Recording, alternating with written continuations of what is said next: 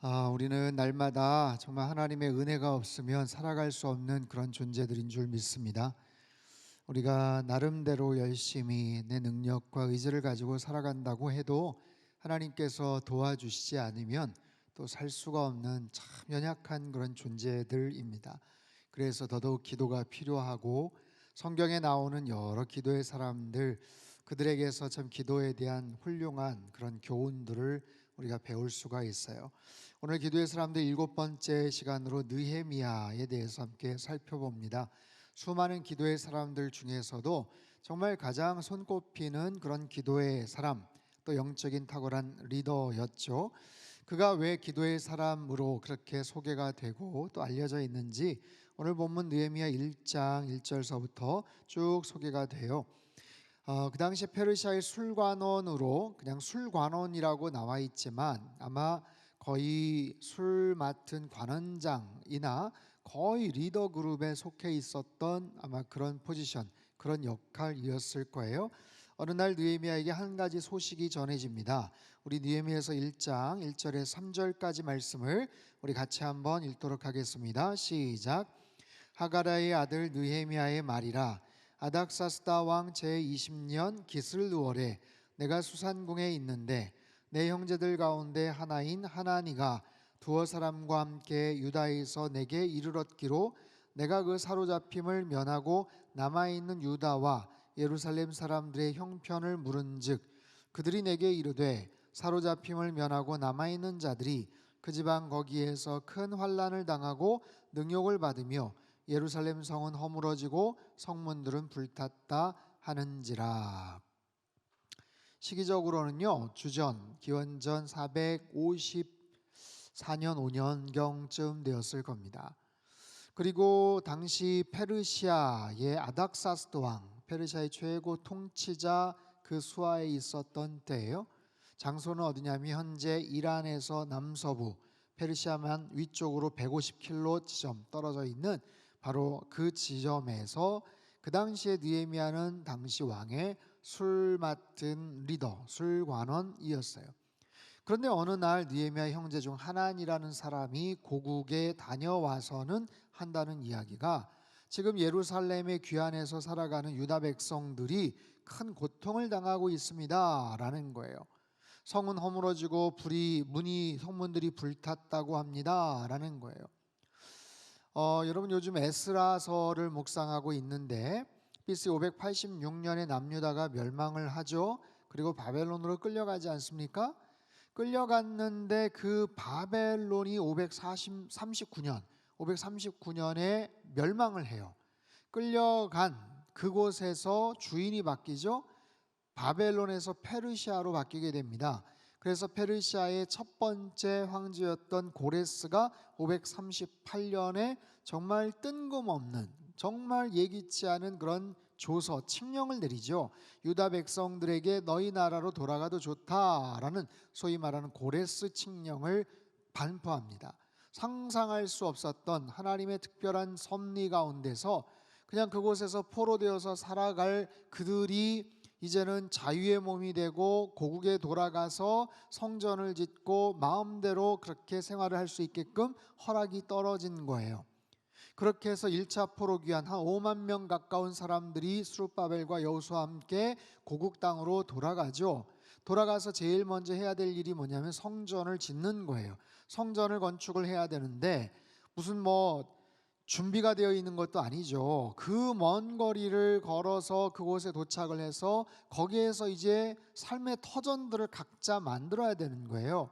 아파트가 무슨 대단위로 어디 동탄 신도시나 세종 신도시나 이런 데 그렇게 만들어 놔가지고 청약을 붓고 그래서 이제 입주가 곳곳에 들어간다면 그런 개념이 아니잖아요. 그곳에 가서 누가 기다렸다는 것도 아니고 옛날에 살던 집을 이제는 비워주겠다는 것도 아니고 그곳에 가서 다시 이제 새롭게 개관을 해서 집을 장만하고 만들어 가야 되는데 성전도 거기에서 건축을 해야 되니 이게 이만저만 힘든 일이 아니에요. 그런 상황 속에서 거기에 터줏대감 역할을 하고 있는 사마리아 사람들이 방해를 하죠. 처음부터 회방을 놨던 건 아니에요. 이 사람들이 성전을 짓는다고 하니까 우리가 도와주겠다라고 제안을 했지만 스룹바벨과 지도자들이 거절을 하죠. 아니다, 너희들 신경 꺼라. 우리는 그냥 우리 나름대로 할 테니까 너희들 신경 꺼라. 상관하지 말아라. 그 말에 화가 난 이들이 계속해서 본국으로, 페르시아 본국으로 투서를 하죠. 모함을 하죠. 여차해가지고 이곳으로 귀환을 해서 여기서 정착을 해서 살아가는 이 사람들이 반역을 꿈꾸는 것 같다. 이 사람들 내버려두면 안 된다. 성전 짓게 내버려두면 안 된다 하면서 계속해서 모함을 해서 결국에는 어떻게 됩니까? 성전을 그나마 지으려고 했던, 터만 닦아놓고 이제 시작을 하려고 하던 차에서 그것이 중단이 되는 거예요. 중단이 된 채 시간이 계속해서 흐릅니다. 그렇게 내버려 두고 그렇게 해서 이제 자리를 잡고 안착을 하고 그렇게 살아가고 있는데, 누가 뭔가 이거를 해야 된다라고 도전을 하지도 않고 거기에 대해서 누가 뭐 이야기를 하지를 않으니까 그냥 그렇게 세월아 내월아 가는 거예요. 성전 터만 그냥 만들어 놓고. 그때 하나님께서 학개와 스가랴 선지자를 통해 가지고 굉장히 혼내키시죠. 너희들이 이곳에 온 목적이 뭐냐? 이곳에 와서 너희들이 해야 될 가장 중요한 것이 성전 재건 아니냐, 건축 아니냐? 나름대로 그들은 핑계가 있었어요. 이유가 있었어요. 지으려고 하지만 방해가 있습니다. 본국에서 하지 못하게 명령합니다. 그런데 그런 여러 가지 그런 상황 속에서 하나님께서 또 은혜를 베풀어 주셔서 다시 성전을 짓게끔 하시고 515년에 결국엔 스룹바벨 성전이 완공이 되는 거예요. 포로 귀환을 해서 도착하고 나서 20년이 넘는 그 시간 동안 정말 차일피일 미루고 힘든 상황들, 시간들을 보내다가 결국에는 성전이 완공이 되죠. 스룹바벨 성전이 완공이 되고, 그리고 유월절 의식을 또 지키고, 그 이제 오늘까지 본문이고, 내일 이제 에스라서 7장에 보면 이제 에스라가 두 번째 포로 귀환, 한 60년 가까이 또 시간이 지나고 나서 두 번째 한 1800명 가까운 사람들을 이끌고 가서 포로 귀환을 하고 그곳에 가서 이제 말씀으로 양육을 합니다. 성전도 지어놨겠다. 거기에다가 이제 계속해서 영적인 부흥회를 해나가는 그 과정이에요. 느헤미야는 그보다 더 아래 시간이에요. 더 아래의 그런 시대, 458년이 2차 포로 귀환이면 거기보다 벌써 한 10몇 년, 한 15년 이후나 되는 바로 그런 이야기입니다. 보세요. 성전도 어렵사리 지어졌어요. 또 에스라가 와서 말씀도 가르쳤어요. 그런데 이제 성벽이 제대로 완공이 되지를 않으니까 온갖 이방 나라 사람들이 와가지고 함부로 하는 거예요. 여러분 보세요. 전원주택을 지었는데 집은 근사하게 잘 지어놨지만 울타리를 만들지 않으니까 이건 뭐 동네 개나 고양이나 왔다 갔다 하고 뭐 지나가는 사람들이 지나다니면서 그냥 힐끗힐끗 쳐다보고, 그러면서 거기다가 해코지를 하고 그나마 남아있는 어설픈 그런 문들도 다 무너지고 불에 타고 울타리 사라지고 담이 어무러지고, 거기에 대한 그 안타까운 이야기를 듣고 나서 느헤미야가 어떻게 반응을 하는가? 4절 말씀입니다. 4절 말씀 같이 읽죠. 시작. 내가 이 말을 듣고 앉아서 울고 수일 동안 슬퍼하며 하나님 앞에 금식하며 기도하여 조국의 속상한 상황들의 이야기를 듣습니다. 그리고 나서 느헤미야의 마음이 무거워져요. 속상하죠. 그래서 수일 동안 울었다라고 이야기를 합니다. 수일 동안 슬퍼하며 하나님 앞에 기도했다. 근데 그냥 기도가 아니고 금식하며 기도했다. 그 이야기를 듣고 속상해하며 애통해하며 금식하며 기도했다. 여기서 질문. 나는 과연 이렇게 기도할 수 있겠는가? 보통 우리가 금식을 하며 그렇게 애통해하며 기도할 때가 있어요. 정말 속상할 때, 정말 힘들 때, 정말 하나님의 도우심이 필요할 때, 그렇게 뭐 울려고 하지는 않았는데 앉아가지고 막상 하나님 아버지 주여 하면서 이렇게 기도가 나오는 순간 그냥 눈물이 주르륵 떨어질 때가 있어요. 저 어떻게 합니까? 도와주세요. 살려주세요. 여러분 보통 우리 문제를 놓고 그렇게 기도를 할 수 있죠. 내 자식의 문제를 놓고 기도할 수 있죠. 우리 가족의 문제를 놓고 기도할 수도 있죠. 때로는 그나마 그런 기도조차도 나오지 못하는 경우들이 있어요. 그런데 내 기도가 아닌 누군가의 기도 제목을 가지고 그렇게 가슴을 치며 금식하며 눈물을 흘리며 기도할 수 있겠는가? 쉬운 일이 아니에요.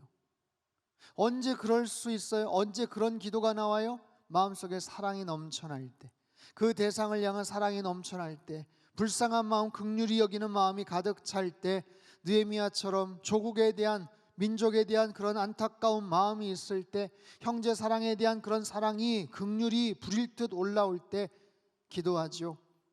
또한 언제 우리가 그렇게 기도를 할까요? 기도에 대한 분명한 확신이 있을 때 아마 기도할 겁니다. 내 기도를 하나님이 들어주실 거다, 내가 기도하면 반드시 응답이 될 거다 라는 분명한 확신이 있으면 우리는 기도할 거예요.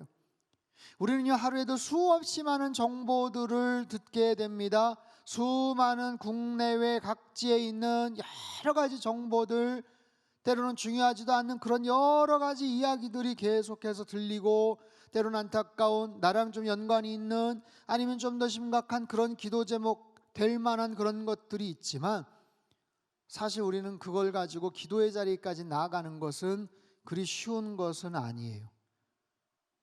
내가 기도한다고 뭐 되겠는가? 나은 사람 기도한다고 뭐 되겠는가? 라고 그렇게 생각을 하고 그냥 기도의 문을 닫을 때도 많죠. 하지만 반대로 이렇게 생각해 보면 어떨까요? 내가 기도를 하면 하나님이 움직이신다는 확신이 만약에 있다면, 여러분, 내가 기도를 하면 하나님이 움직이시더라 라는 그런 기도에 대한 분명한 확신이 있다면 여러분, 기도할 수밖에 없죠. 아니, 기도할 수밖에 없는 게 아니라 기도에 대한 엄청난 부담감을 갖게 되죠. 내가 기도하면 하나님이 움직이시고, 내가 기도하면 하나님이 응답하시는데 내가 침묵을 한다면 어떻게 하겠는가? 내가 기도의 자리에 나가야지 라는 거죠. 여러분, 어떻게 생각하세요? 여러분, 내 한 사람이 기도한다고 하나님이 응답하실까요? 내가 기도하면 하나님이 움직이실까요? 여러분, 기도에 있어서 굉장히 중요한 출발이 여기에 있어요. 내가 기도를 하면 하나님이 움직이시는가? 아니면 그래도 두세 사람이 좀 모이고, 사람들이 좀 모이고 중보기도방에서 좀 기도를 해줘야, 그 정도쯤 돼야 하나님께서 기도를 좀 들으시지 않을까? 뭐 청와대 국민청원 한 10만 명 모아져야 뭐가 이렇게 접수가 되고, 뭐 마치 그런 것처럼 우리가 생각을 하는데, 여러분 보세요. 지금까지 기도의 사람들 여러 내용들을 한번 보십시오. 성경의 내용을 보십시오. 아브라함 한 사람의 기도를 하나님이 들으셨어요, 안 들으셨어요? 들으셨어요. 아브라함의 한 사람의 기도를 들으셨어요. 모세 한 사람의 기도를 들으셨어요, 안 들으셨어요? 들으셨죠. 한 사람의 그 기도를 하나님이 들으셨어요. 사무엘 한 사람의 기도를 들으셨어요. 우리가 다루진 않았지만 엘리야 선지자의 그 한 사람의 갈멜산 기도를 하나님은 들으셨죠. 심지어 요나 선지자 한 사람의 역할을 통해서도 하나님께서는 움직이시고 하나님은 일하시잖아요. 여러분, 우리가 신앙생활하면서 꼭 알아야 될 것, 반드시 기억해야 될 것, 믿음의 사람들이 얼마나 위대한 일을 하는가, 어떻게 위대한 일을 하는가. 그 한 사람의 역할이 대단했던 것이 아니에요. 그 한 사람이 엄청난 능력을 가졌던 것이 아니에요. 그 사람들이 믿음의 사람으로, 위대한 하나님의 사람으로 인정받고 부각이 되었던 이유는 뭐냐면 하나님의 살아계심을 신뢰했던 거예요. 신뢰하되 100% 신뢰한 거예요. 그리고 중요한 거 잘 기억하세요. 하나님의 능력을 현실로 나타날 수 있게끔 하나님 앞에 떼쓰고 기도했던 사람들이더라 라는 거예요. 하나님의 역사를, 하나님의 능력을 그들의 삶의 현장에서 기도의 능력으로 나타날 수 있게 했던, 그래서 기도 응답을 신뢰했던 사람들, 그러니 누구보다도 간절하게 기도했던 사람들이에요. 사랑하는 성도 여러분, 우리 한 사람의 기도는 우리가 생각하는 것보다 훨씬 더 큰 능력이 나타나는 줄 믿습니다. 내 기도를 하나님이 그렇게 들으시고 응답하시는 줄 믿습니다. 여러분, 이것은 믿음의 세계에만 해당되는 것이 아니에요. 이 땅에서도 이 나라, 이 조국, 한 사람의 역할, 한 사람의 영향력이 때로는 대단히 위대하게, 때로는 굉장히 흉악하게 나타날 수 있죠. 푸틴 대통령 한 사람의 그 악영향, 물론 뒤에서 부추겼던 사람들이 있겠지만 절대적인 그 한 사람의 판단 미스, 고집, 그것으로 인해서 지금 전 세계가 긴장을 하고 고통을 겪고 있는 것 아닙니까? 여러분, 그런 거예요. 이 땅에서 한 사람의 영향력이, 그 사람이 어느 역할을 하나, 어느 위치에 있나, 그 사람 테이블에서 뭔가를 결정할 수 있는 그 역할이 있느냐에 따라서 우리가 생각하는 것보다 훨씬 더 많은 긍정적인, 때로는 부정적인 영향력을 나타내더라 라는 거예요. 그런데 하물며 그 사람이 갖고 있는 권한과 그 사람이 갖고 있는 능력만 가지고도 그런 영향력이 나타나는데, 믿음의 사람이 기도함으로 인해서 하나님께서 움직이실 수 있다면 여러분, 이 땅에 믿음의 사람들이 해야 될 중요한 책임과 역할들이 얼마나 소중하겠어요.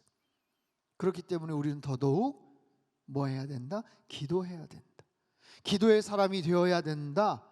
여러분, 기도의 사람이 되시길 주님의 이름으로 축복합니다. 여러 모습으로 사람들이 나를 기억할 거예요. 세상 떠날 때 아무개는 어떤 분이셨어? 아무개 권사님은 누구셨어? 여러 모습으로 기억이 되겠지만 무엇보다도 그분은 참 기도의 사람이셨어. 여러분, 그런 평가를 듣는다면 얼마나 축복된 인생이겠어요. 느헤미야는 그런 모습으로 하나님 앞에 기도를 해요.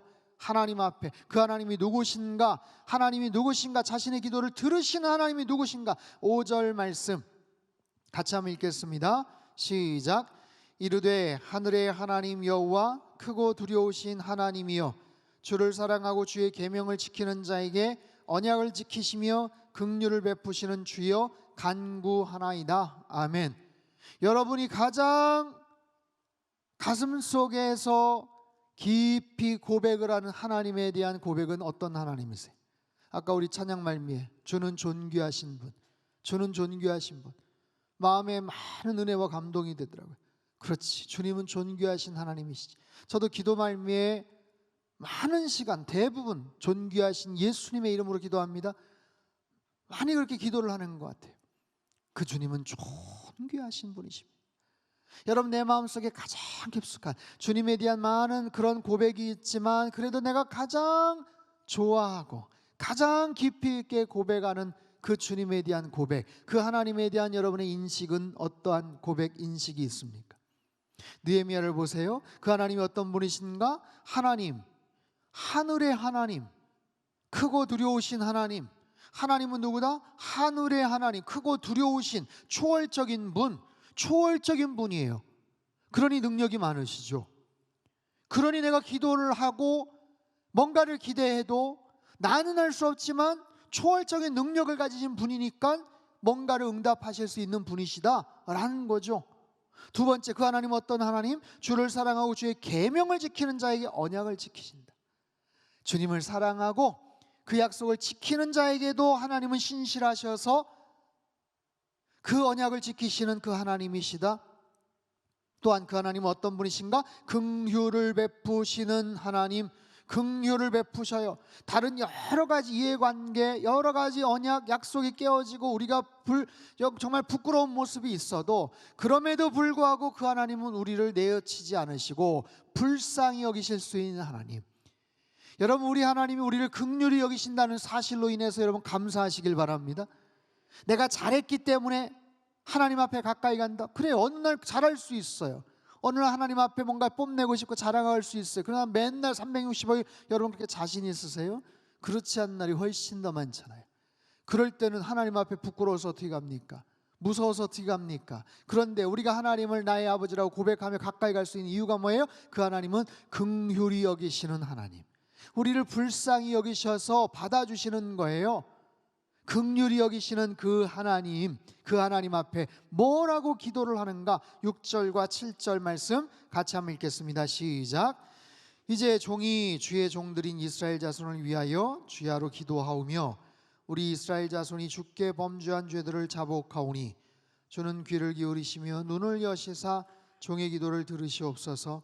나와 내 아버지의 집이 범죄하여 주를 향하여 크게 악을 행하여 주께서 주의 종 모세에게 명령하신 계명과 율례와 규례를 지키지 아니하였나이다. 자, 느헤미야는요 정말 지혜로운 사람이고 말씀을 깊이 통달한 사람이에요. 지금 굉장히 자기네 조국 고국에 있었던 딱하고 처량한 문제로 인해서 가슴을 치며 하나님 앞에 아랜다면, 하나님 우리 민족 불쌍히 여겨주세요. 주변에 이상한 정말 나쁜 XX들이 와가지고 괴롭히고 부당하게 뭔가를 행동을 하고 불을 지르고 하나님 지금 굉장히 억울한 일을 당하고 있습니다. 속상합니다. 하나님께서 원수 갚아주세요. 하나님께서 대신 심판해 주세요 라고 하면서 하소연을 할 것 같은데 그런 얘기는 하나도 없어요. 오히려 뭐라고 합니까? 우리의 죄를 자복합니다. 우리 조상들의 죄를 자복합니다. 주님, 저희들이 범죄하여서 주를 향하여 크게 악을 행하여서 이런 일들이 벌어졌습니다. 정확하게 꿰뚫고 있더라라는 거예요. 느헤미야는 굉장히 정확하게, 얼핏 보면 억울하게 당한 자기 동포 불쌍히 여겨달라고 그냥 그렇게 질질 짜고 하나님 앞에 떼쓸듯이 기도할 것 같은데 그렇지 않아요. 아주 냉정하고 정확하고 분명하게 하나님 앞에 그렇게 기도를 합니다. 그러면서 뭐라고 얘기해요? 8절과 9절 말씀 같이 한번 읽죠. 시작. 옛적에 주께서 주의 종 모세에게 명령하여 이르시되 만일 너희가 범죄하면 내가 너희를 여러 나라 가운데 흩을 것이요 만일 내게로 돌아와 내 계명을 지켜 행하면 너희 쫓긴 자가 하늘 끝에 있을지라도 내가 거기서부터 그들을 모아 내 이름을 두려고 택한 곳에 돌아오게 하리라 하신 말씀을 이제 청하건대 기억하옵소서. 와, 이 기도가요, 이게 무서운 기도예요. 느헤미야가요 그랬잖아요. 하나님은 하늘의 하나님, 크고 두려우신 하나님이십니다. 하나님은 하나님을 사랑하고 계명을 지키는 자에게 언약을 지키신 하나님이십니다. 약속을 지키신 하나님이라는 것을 분명히 상기하고, 그리고 하나님은 긍휼히 여기시는 하나님이십니다. 옳은 말만 따박따박합니다. 하나님이 어떤 분이신지 정확하게 이야기합니다. 그리고 납작 엎드려 자기네 잘못을 고합니다. 그러더니 뭐라고 얘기해요? 하나님이 약속하신 것 있지 않습니까? 하면서 그 약속을 기억하옵소서라고 얘기하는, 굉장히 당차고 이 친구 봐라 라고 생각이 들 수 있는 바로 그런 내용이에요. 하나님께서 모세에게 약속하셨거든요. 신명기의 말씀이거든요. 만일 내게로 돌아와 계명을 지켜 행하면 쫓긴 자가 하늘 끝에 있을지라도 내가 그들을 모아서 다시 돌아오게 하리라. 불쌍히 여기겠다라는 거예요. 긍휼히 여기시는 하나님이라는 거예요. 그들이 고통을 받는 주된 원인은, 업신여기고 당하는 그런 원인은, 성벽이 그렇게 된 근본적인 이유는 자기 민족이 하나님께 범죄했기 때문이지만, 하나님, 그럼에도 하나님은 하나님의 약속을 지키셔야죠. 저희들을 불쌍히 여겨 주십시오 하면서 하나님의 긍휼과 은혜를 구합니다. 11절 말씀, 누구에게 은혜를 구하는가? 11절 같이 읽죠. 시작. 주여 구하오니 귀를 기울이사 종의 기도와 주의 이름을 경외하기를 기뻐하는 종들의 기도를 들으시고 오늘 종이 형통하여 이 사람 앞에서 은혜를 입게 하옵소서 하였나니 그때 내가 왕의 술관원이 이 사람 앞에서 은혜를 입게 하옵소서. 이 사람이란 누구입니까? 자기가 섬기고 있는 아닥사스다 왕을 말합니다. 페르시아의 첫 번째 고레스 왕과 더불어서 가장 선왕으로, 가장 위대한 왕으로 알려져 있던 다섯 번째 왕인 아닥사스다 왕, 최고 통치자에게 뭔가 은혜를 얻기를 원하고 있어요. 자기의 모든 상황을 하나님 앞에 고백하고 하나님 은혜를 베푸소서라고 얘기하면 그냥 끝나는 거예요. 이 기도 시간 그냥 끝나는 거예요. 그럼 기도할 거 잘한 거예요. 근데 느헤미야는 뭔가를 계획하고 있어요. 이 사람 앞에서 은혜를 입게 하옵소서.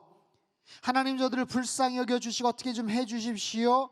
그렇게 기도하고 하나님께 부르짖고 그냥 책임 떠넘긴 것 아닙니다. 기도했으니까 이제 어떻게 되겠지, 기다려보자, 누군가 나서겠지, 기다려보자, 그러지 않았어요. 그는요 결국엔 아닥사스다 왕 앞에 가서 뭔가 부탁을 합니다. 부탁을 하려고 하니 그의 마음이 열릴 수 있게끔 하나님의 은혜를 베풀어 주십시오. 그를 통해서 은혜를 입게 해주십시오. 뭐냐면 뭔가 자기가 시도를 하는 거예요. 뭔가 자기가 노력을 하는 거예요. 조국의 문제를 앞에 두고 기도를 했는데, 간절하게 기도를 했는데, 기도의 대상이 누구신지, 기도의 이유가 뭔지, 기도의 내용도 아주 훌륭한데 거기에 대한 내용, 응답, 자기가 움직이고 있어요. 자기가 움직이고 있어요. 자기가 행동으로 움직이고 있어요. 그 조국의 문제를 나의 문제로 보는 거예요. 그 기도 응답이 자기의 행동과 연관이 있음을 그가 깨닫는 거예요. 여러분, 이건 놀라운 통찰력입니다. 자, 보세요. 기도의 사람들 계속 우리가 살펴보고 있어요. 기도의 사람들마다 정말 특별한 기도의 교훈들이 있어요. 우리가 본받아야 될 기도의 교훈들이 있어요. 여러분, 우리가 믿음 생활을 하잖아요. 죽을 때까지 믿음 생활을 할 거 아니에요. 숨 넘어가기까지 우리가 시력이 되고 기력이 될 때까지 말씀을 읽을 거 아니에요. 어쩌면 말씀을 읽지 못하는 순간이 와도 기도는 하나님 앞에 할 겁니다. 말이 어눌해지고 또박또박 하지 못해도 하나님 앞에 뭔가 기도를, 여러분 숨 넘어갈 때까지 우리는 하나님 앞에 갈 때 기도할 사람이기 때문에 기도에 대해서는 능통해야 돼요.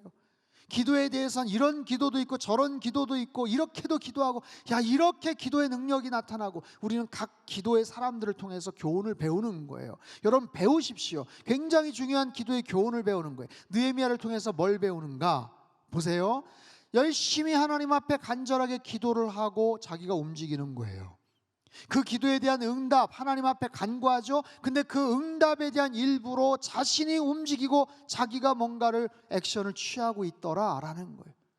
여러분 굉장히 특이한 얘기입니다. 왜냐하면 느헤미야는 기도를 했다라는 것만 가지고도 칭찬받기 충분해요.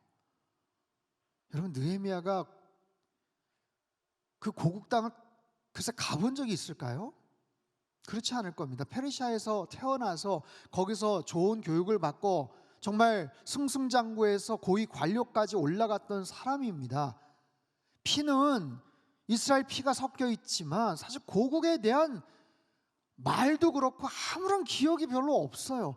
그럼에도 불구하고 마치 한 달 전에 이민 온 사람과 같은 너무나도 분명하고 또렷한 기억을 갖고 있어요. 그 기억만이 아니라 애정을 갖고 있다고요. 그 말만 생각만 하면 뭉클한 거예요. 근데 뭐 기억이 있어야지, 무슨 애정이 있어야지. 근데 느헤미야는 그런 마음이 있어요. 여러분 기도했잖아요. 기도한 것도 훌륭합니다. 그럼 기도하면 끝난 거예요. 어떻게 되겠지. 그래도 하나님 앞에 나 기도했어. 충분히 책임 전가할 수 있고 이제 누군가 알아서 하겠지. 이유가 얼마든지 됩니다. 여러분 예루살렘과 지금 느헤미야가 있는 곳은요 거리가 1500km가 떨어져 있는 거리예요. 걸어만 가면 3개월, 4개월이 걸릴 수 있는 그런 거리입니다. 그리고 직업이 있죠. 왕의 술 맡은 관원이에요.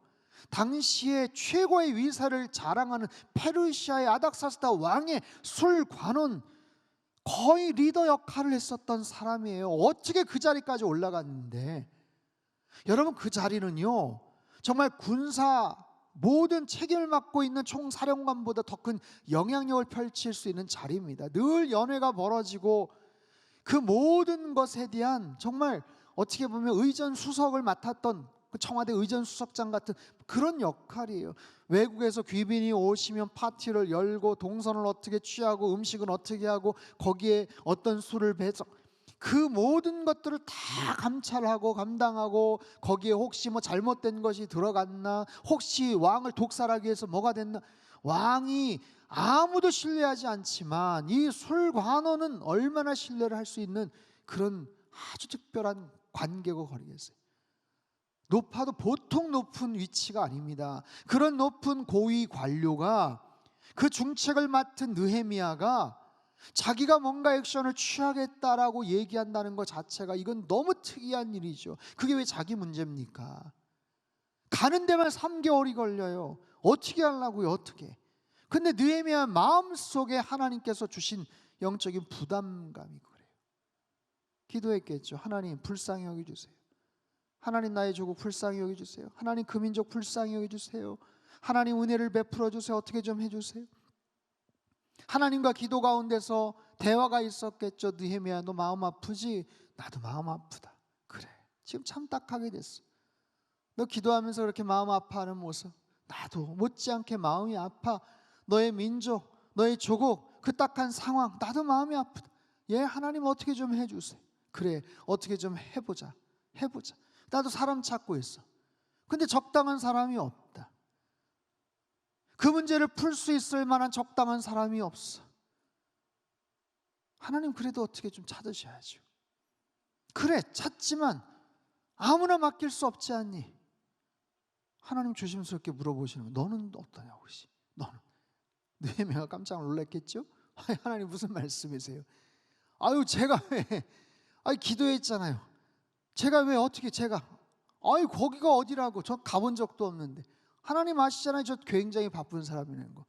저 직책 갖고 있잖아요. 이 직책 어떻게 포기를 해요? 그래 내가 알지. 너 바쁘지. 너 중요한 직책이지. 어떻게 옳은 자리인지 내가 다 아는데 너만한 사람. 근데 아무리 생각해 너만한 영향력 있는 사람이 없어. 어떻게 하니? 이 상황 어떻게 하니? 거리도 멀지만 네 상황이 딱하다는 거 알지만 너만한 사람이 지금 없는 것 같아.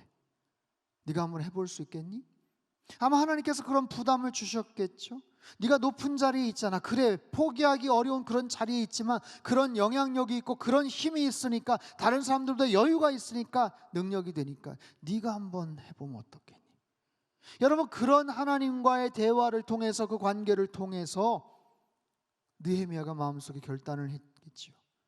여러분, 그러지 않고서 어떻게 가본 적도 없었을, 그냥 피 한 방울 섞였다라는 이유만 가지고 애통하는 마음이 생기고 그곳까지 가서 뭔가를 해야 되겠다는 그런 결단을 할 수가 있냐라는 거예요.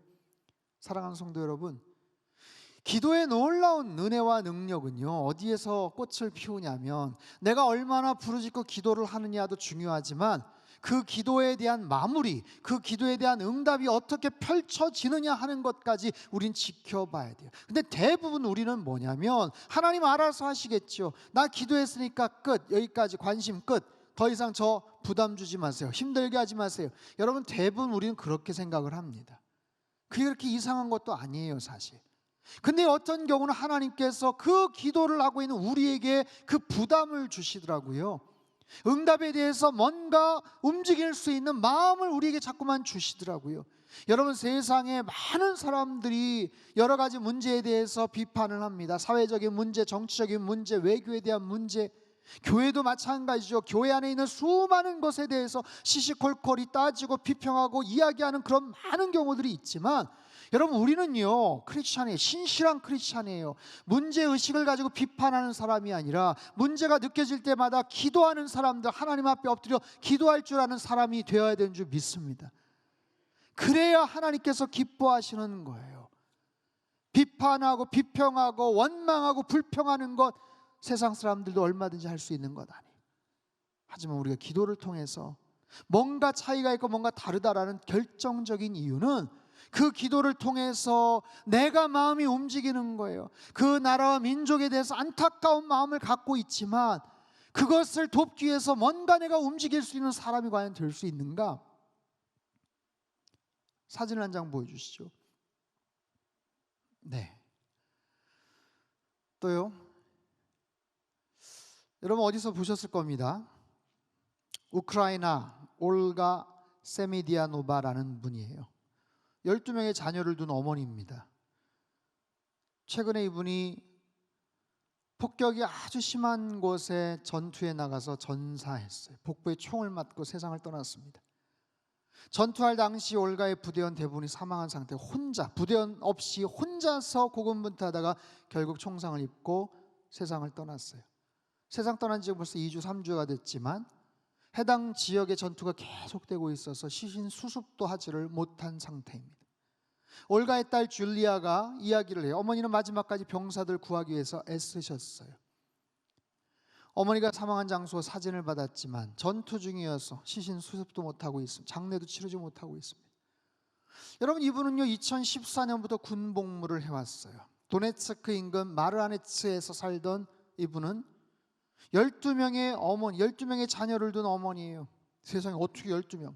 근데 6명은 보육원에서 입양한 아이들입니다. 6명은 자기가 낳고 6명은 자기가 입양을 했어요. 그리고 군에서 수고를 했었던 그런 분인데 전쟁이 터지자 자기가 총을 들고 나가서 싸우다가 전사를 한 거예요. 이번 우크라이나 전쟁 때 정말 이름 없는 많은 무명의 사람들이 나라를 위해서 그렇게 헌신을 하고 애를 씁니다.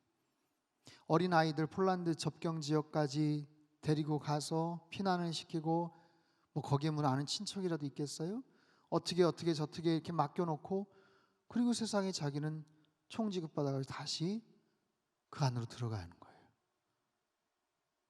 과연 그럴 수 있을까요? 저 같으면 못할 것 같은 생각이 들어요. 솔직히 말하면. 와, 그런 생각이 어떻게 들까?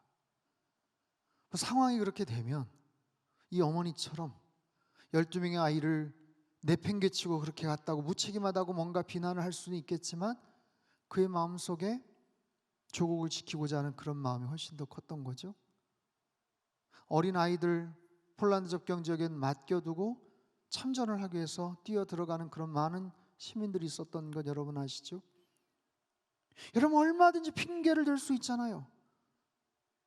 어느 누가 당신이 그래도 총 좀 만져봤으니까 당신 가서 그래도 좀 전투에 임해야 되는 거 아니냐. 어느 누가 푸시를 하겠어요.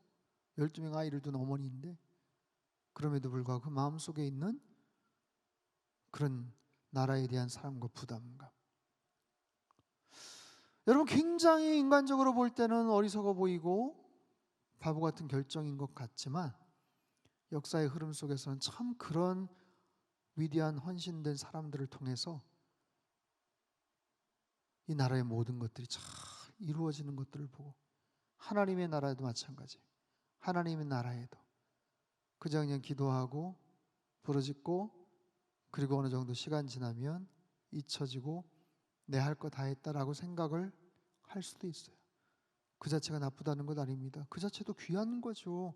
기도했다는 게 얼마나 귀한 거예요. 근데 어느 순간 하나님께서 그 기도에 대한 응답을 나에게 뭔가를 주시는 거예요. 거기에서 끊임없는 내적인 싸움이 있었겠죠. 왜 하나님 하필 접니까? 저는 가기가 어렵다는 거 아시지 않습니까? 제가 술관원장 아닙니까? 3개월 걸리는 거리고 제가 어떻게 휴가를 냅니까? 어떻게 거기까지 갑니까? 다른 사람이 있겠죠. 이 어머니도 마찬가지겠죠. 하지만 여러분, 때로는 하나님께서 그런 마음들을 주시더라고요. 느헤미야를 통해서 우리가 배울 수 있는 영적인 교훈이 바로 그거예요. 첫 번째, 무엇보다도 기도의 사람이 될 것. 기도의 사람. 이 시대의 아픔을 보면서 끌어안고 금식하고 수일 동안 울며 통곡하며 기도할 줄 아는 그런 기도에 아주 민감한 그런 마음을 가진 그런 기도의 사람이 먼저 되는 것. 그리고 그 하나님 앞에 기도하는 거예요. 그 기도의 응답이 하나님, 나를 통해서 때론 하나님께서 역사하신다면 어떻게 되겠지, 누군가 하겠지가 아니라 때론 그 하나님께서 그 기도의 응답을 나를 통해서 실현하신다고 할 때는 순종할 수 있는가? 하나님의 그 마음을 품고 순종할 수 있는가? 하나님의 그 귀한 일에 쓰임 받을 수 있는가? 느헤미야는요, 그 왕궁에서 술관원으로 귀하게 그렇게 쓰임 받다가 호의호식하면서 그렇게 살다가 그렇게 죽어갈 수 있겠지만 그 한 번의 결단으로 인해서 성경에 기록된 정말 위대한 하나님 나라의 리더가 됩니다. 순간의 그런 선택, 정말 어려운 결정이었겠지만 바로 그런 거예요. 사랑하는 성도 여러분, 오늘 이 시대에 기도할 제목들이 정말 많습니다. 오늘 우리 부목사님들하고 같이 식사하고 오면서도 그런 얘기를 했어요. 날이 너무 좋은 거예요. 꽃도 피고 공기도 맑고. 야, 참 갈수록 이렇게 좋은 그런 환경 속에서 기도하러 나오기 참 어렵겠다. 저도 오늘 설교가 있어서 이렇게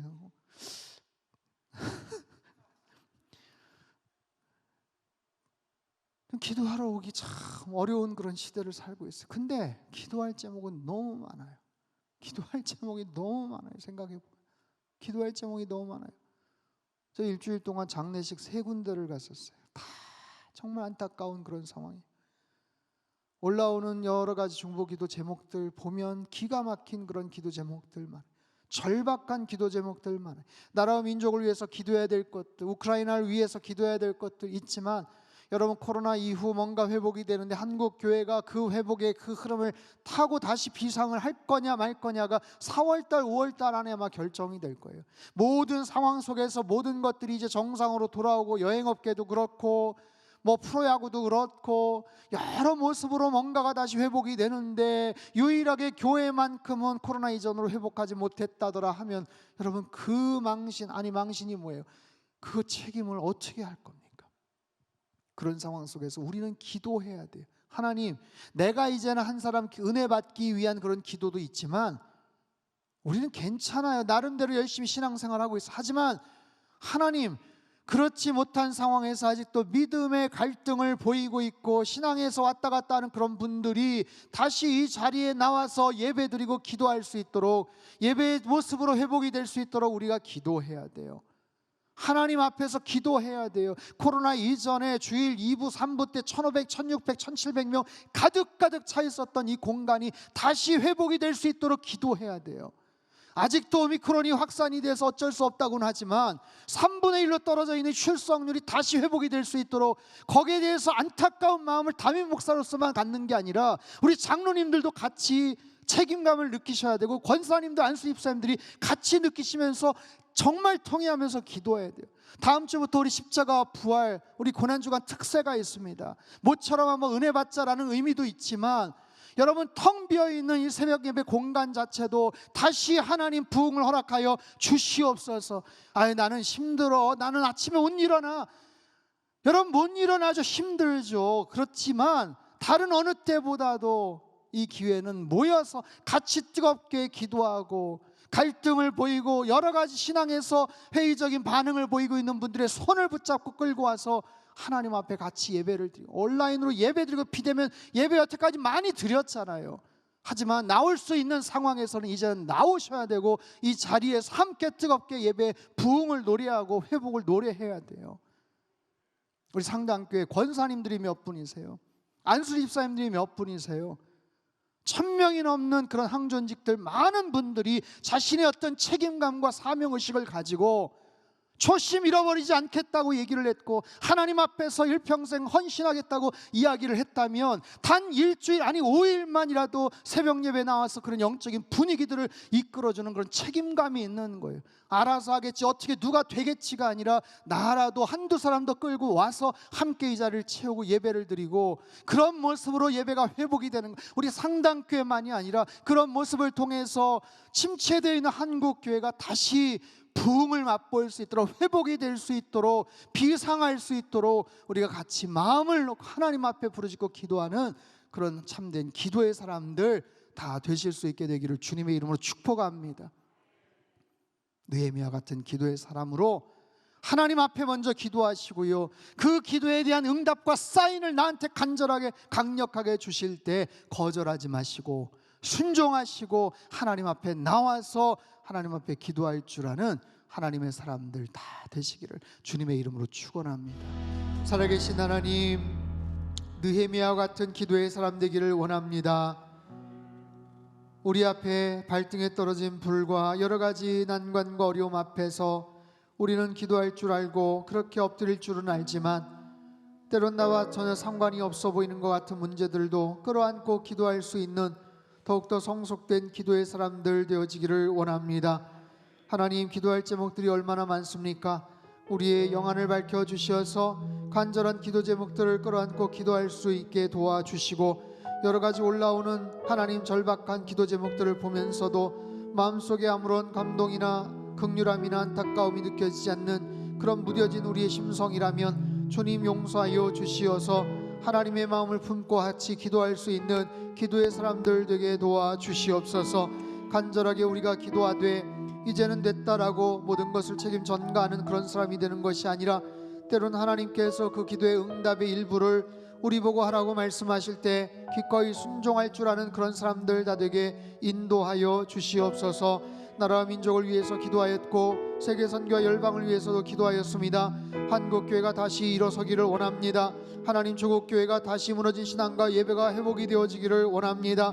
하나님, 코로나로 인해서 어려움 가운데 있는 농어촌교회와 미자립교회와 개척교회 모든 목사님들과 성도들을 주님께서 지켜보아여 주시옵소서. 하나님, 대통령 당선인과 돕는 참노진들에게 국정운영 능력과 국민통합의 지혜를 허락하여 주시어서 공정과 상식과 공의와 하나님의 의를 실천해 나갈 수 있게 도와주시옵소서. 전 세계에 흩어져 있거나 한국에 돌아와 있는 선교사님들, 아버지 하나님 섬기는 모든 사역지마다 성령 하나님의 불같은 역사가 일어날 수 있게 도와주시옵소서.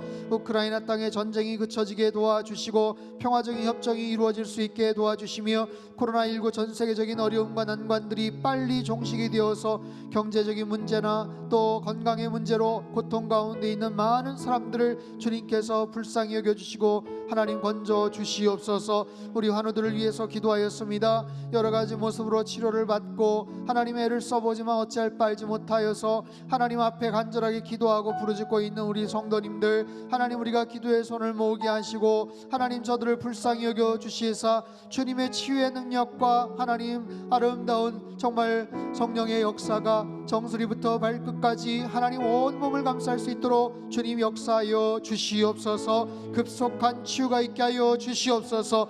놀라운 은총과 회복의 역사가 있게 하여 주시옵소서. 하나님 우리 개인과 가정을 위한 기도를 드렸습니다. 하나님 여러 가지 은밀하고 또 지속적인 고질적인 여러 가지 문제로 인해서 갈등과 아픔 가운데 있는 가정들을 회복시켜 주시옵소서. 그 가정에 살아계신 하나님의 영광과 은혜와 통치와 임재가 임할 수 있게 하여 주시고 예배하는 가정 되게 도와주시며 사랑이 넘치는 가정 되게 역사하여 주시옵소서. 주일 예배를 위해서 기도하였습니다. 오랜만에 하나님 저희가 성만찬 예식에 참여를 합니다. 주님의 살과 피를 경험하는 시간 될 수 있게 주님 축복하여 주시옵소서. 특별히 다음 주부터 있는 하나님 고난주간 새벽 특세 가운데 성령 하나님 주장하여 주시어서 많은 성도님들 함께 동참하여 십자가의 주님을 저희들이 묵상하며 부활의 영광에 동참할 수 있도록 주님 축복하여 주시옵소서. 하나님 코로나 이후의 모든 일상들을 지금 회복시켜 나가고 있지만 하나님 우리의 예배의 자리와 예배의 모든 공간이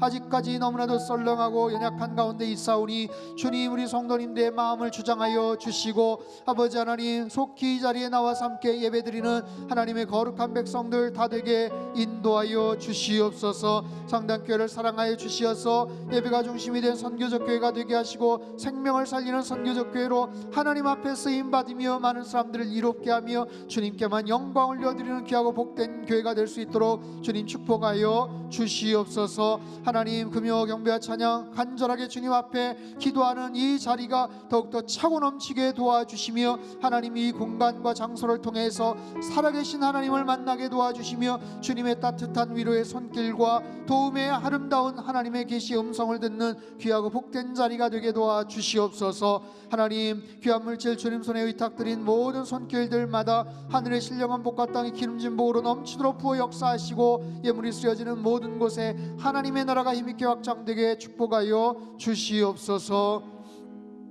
이제는 우리 주 예수 그리스도의 크신 은혜와 하나님 아버지의 극진하신 사랑하심과 성령님의 교통하심의 역사가 느헤미야와 같은 참된 기도의 사람으로 일평생 하나님 앞에 기도하며 그렇게 쓰임받기를 소망하는 주님 앞에 예배드린 모든 주의 백성들 그들의 가정과 일터와 건강과 자녀들의 앞길 위에 이 나라 민족 흩어진 모든 열방 위에 이제로부터 영원토록 함께 하시기를 간절히 축원하옵나이다.